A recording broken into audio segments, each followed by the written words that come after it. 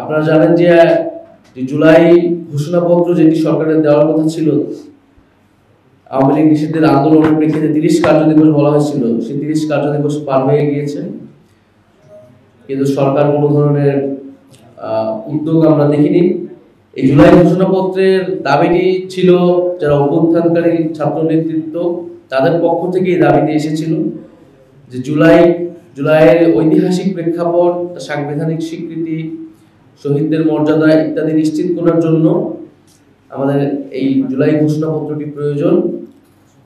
ফলে সরকার যেহেতু এটা তখন বলেছিল সকলের সাথে আলোচনা করে ঐক্যমত্যের মাধ্যমে এটি দিবেন, পরে আওয়ামী লীগ নিষিদ্ধের আন্দোলনের সময় এটি পুনরায় সরকারের প্রতিশ্রুতি দেয়, সেই প্রতিশ্রুতি সরকার রক্ষা করতে পারেনি। ফলে আমরা মনে করি যে অভ্যুত্থান ছাত্র জনতা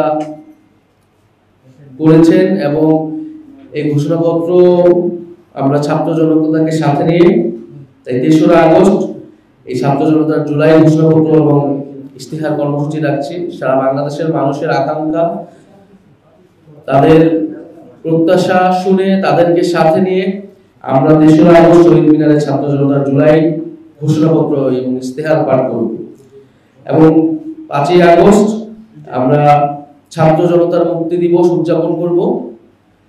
5ই আগস্ট আমরা জানি যে শেখ হাসিনা পলায়নের মাধ্যমে এই গণ-অভ্যুত্থান একটা প্রাথমিক বিজয় অর্জন করেছিল এবং বাংলাদেশের মানুষ নতুন করে স্বাধীনতা এবং মুক্তি লাভ করেছিল।